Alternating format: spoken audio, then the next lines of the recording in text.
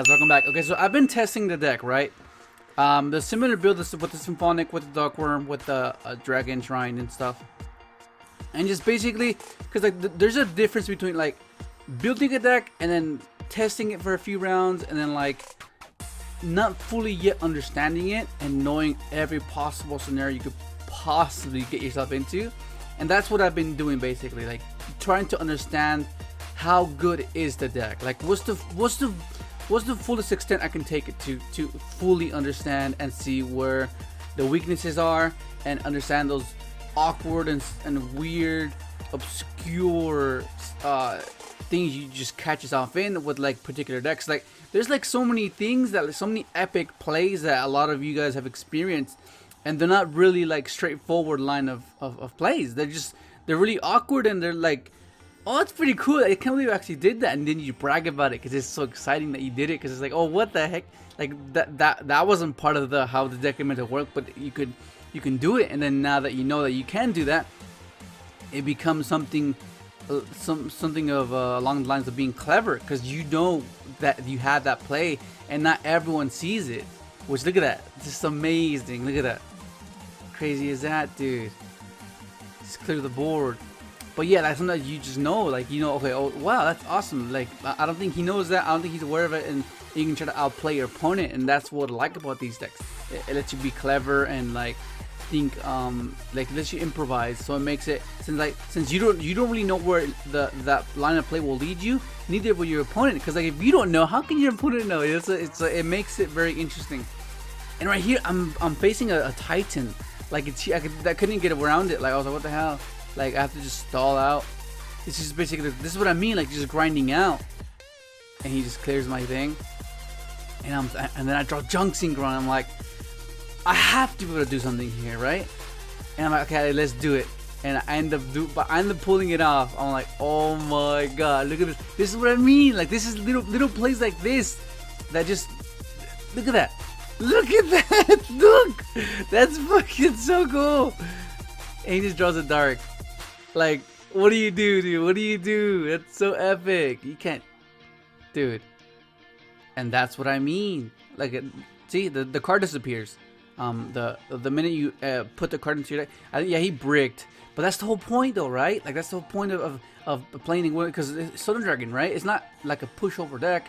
Of course, it has its weaknesses, right? It has its like, okay, yeah, it can brick, but like, it's still a contender. It's something you can like test your deck against, because it's like, if that's more consistent than the majority of the decks out there, then it's a valid test, right? But like that's what I mean. Like he didn't open it to optimal. I mean, I'm pretty sure he could have done something. Just I'm not sure if he's holding it. But that call by the grave, I think he was holding it, like try to hold it for like a Doppel or like a real crucial part. But I don't think he expected to face a Yazi. And oh, this is playing against a Dolce. He ends up look at that. That's so cool. Get baited, son. Oh my god. That's why I like the Symphonic engine.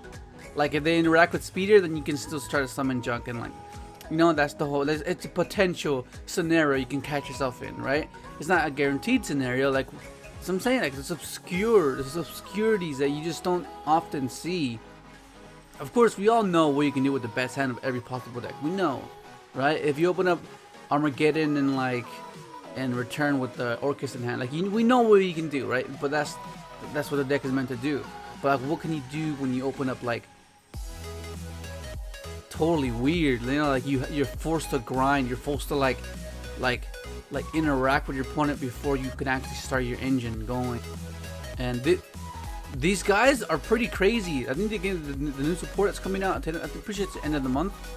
That's not that one. It's a fusion. I'm not sure if it's the fusion that they're getting, or I'm not sure if it's already been out. But from what I see, I've been playing against a lot of Dragon mains, and they always get this fusion out that negates.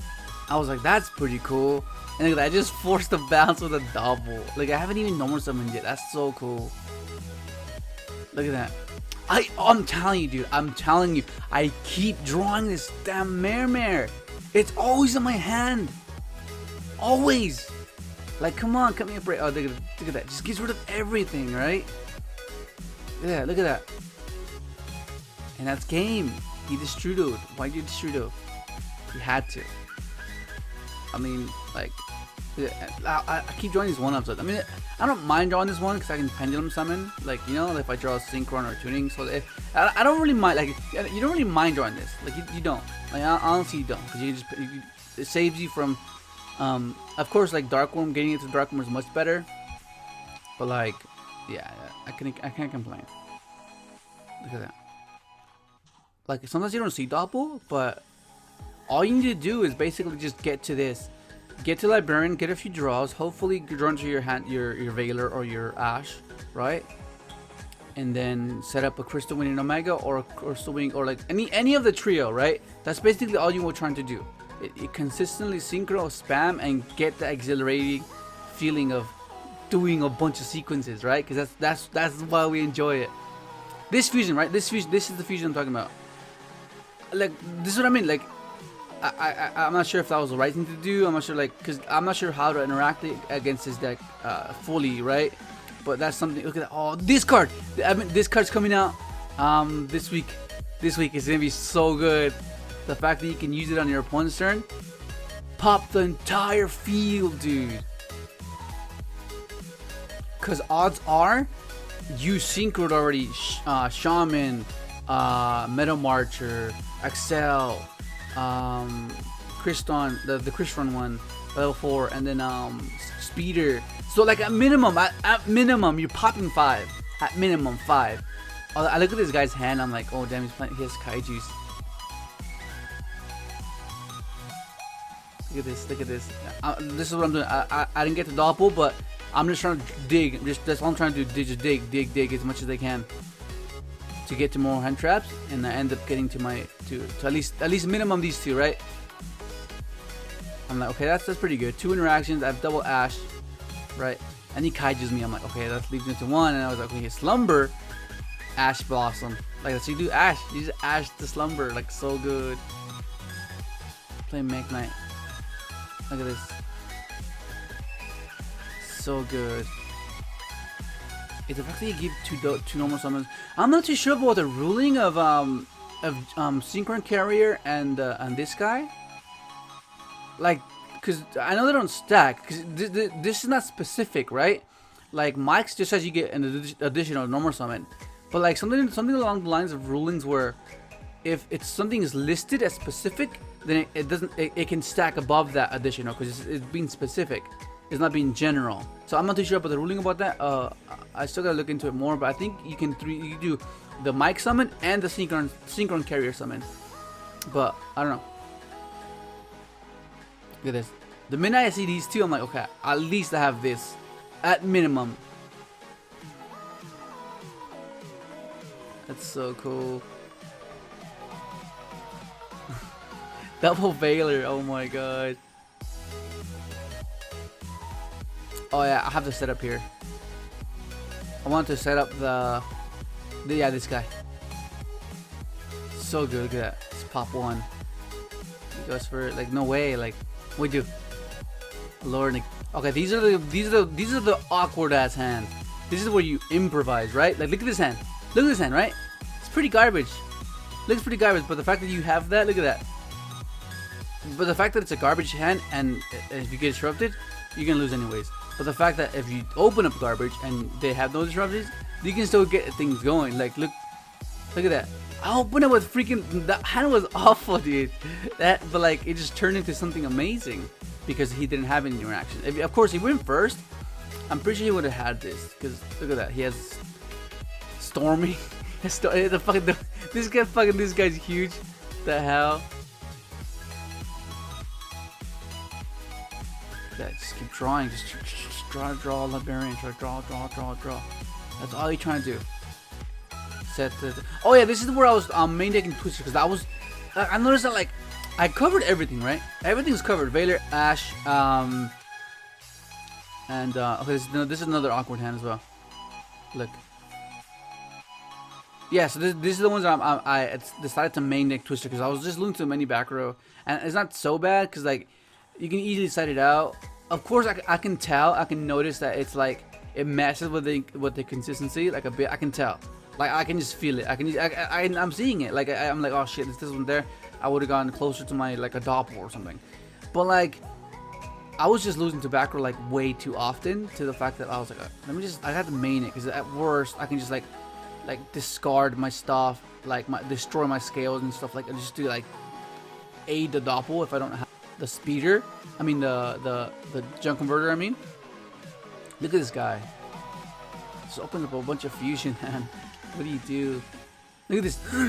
Improvising, right? Improvising. Of course you open up reborn, but like just ignore that. I just want to showcase what you can do without like anything other than just a bulb and a Doppel. Like, look at that. Look at that, dude. It's just I haven't even normal summoned yet. That's so crazy. Look at that. Just trying to dig for that junk. I mean, of course I can get it here, but I don't want to discard this. I don't want to discard the Veil, and I draw the junk. I'm like, yes. The junk Synchron.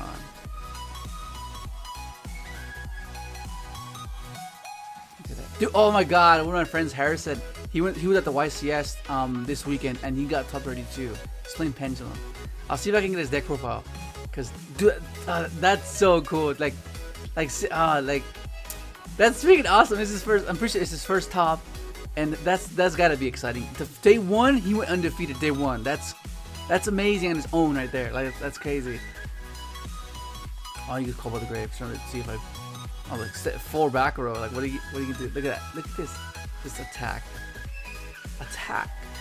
Okay, that's fine. Attack. It's gonna be over. All right. So here's the deck list, right? The only thing that's changed was I was main decking the Twisters, but like, yeah. Oh, and another thing, I took out the 1-for-1. Trust me.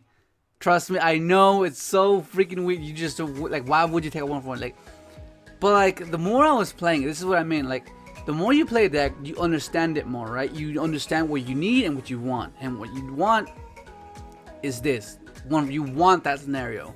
You want that. You want to have that option to do the discard the Doppel, special bulb. Like, you want to do that. You don't need to do that, but that's what I mean. Like, the differences of wanting and needing is that's how you have to deck build. Like, it's kind of weird because that's the whole purpose of me playing these decks, because you want to play it, right? Like, you want to already. It's already a contradiction, but like what I mean what I try to tell you guys is you want to compromise, right? Like, not compromise. You want to be able to like what's the word I'm looking for? I'm drawing a blank. What the hell am I talking about? You want to be able to just there's like a standard, right? There's like a certain line that you just understand that you just have to abide by. Otherwise, you're just gonna stick to casual, and that's something you just don't want to do. I mean, you could do that. Catch was fun, but like if you want to play like a deck that you want to play, you kind of have to cut. You have to cut back on the cards that you want to resolve. You know, because already you're playing a deck that you want.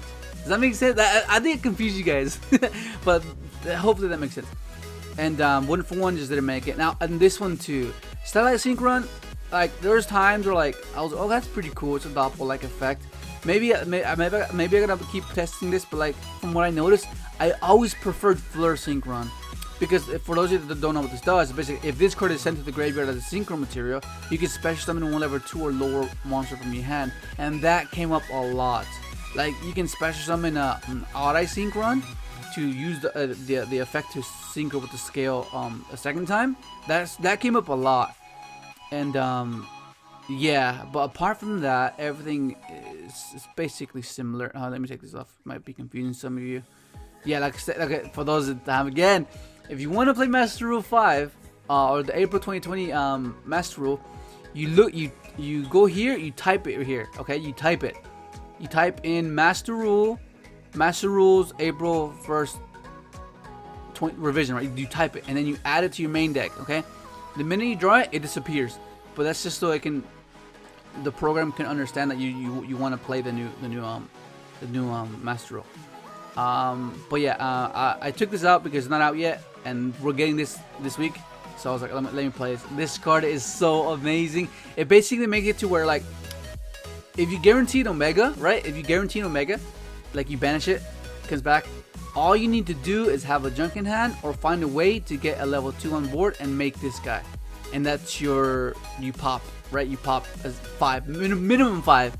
And then Omega turns into a mini pop, right? Like you just recycle 2 Synchros. And then that's how I recycle the Trish, and you saw it at the first replay. And that's really cool because it's very versatile. It's very efficient in the way that it lets you grind. I kind of wanted to play Shooting Riser again, because Shooting Riser gets you the level 2 that you need sometimes. But I don't know. It seems like the extra deck flows pretty good right here. Like I saw the improvising games that were just really weird, right? Like it's just so weird. But yeah, dude, this is so cool. Hang on, this is kind of bugging me. Wait, let me just put this over here. There, that was bugging me. But yeah, that's gonna be it. I'm gonna get the box when it comes out, where the Heroes one. So I'm gonna do an opening for that. That's gonna be exciting. And yeah, dude, so cool. Just try. I've been seeing a bunch. I've been running into a lot of you guys playing this deck, and some of you have been doing some questionable plays, man. So, but you'll learn. You'll get it. You'll get it. But that's it. Anyways, that's it. Hopefully, that's it. Hopefully, enjoy the video. Like, subscribe if you haven't, and thanks for watching.